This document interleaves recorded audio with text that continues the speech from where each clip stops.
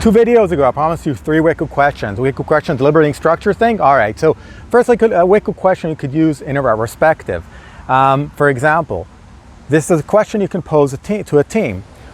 How can we, at the same time, doing a keeping the lights on work and be innovative and creative?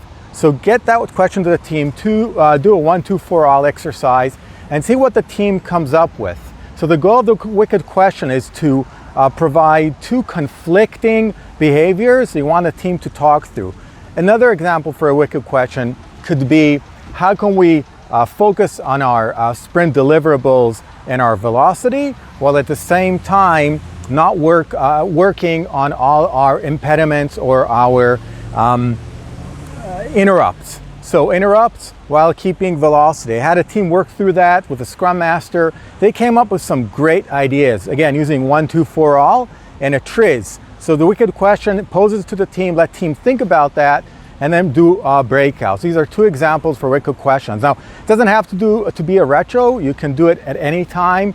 Think of 2 behaviors that a team or a group of people have been exhibiting for a month or 2 or 3, and then contradict them with one another and ask the team or the group of people, what can we do this, or how can we do this while doing that, right? So if you think about that, there's quite a few wicked questions, because wicked questions are about resource constraints.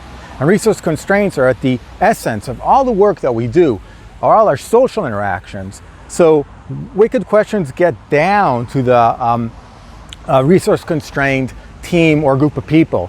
Now next time, or I don't know, next video, whenever that's going to be, I will explain how you pair up wicked questions with a 15% solution.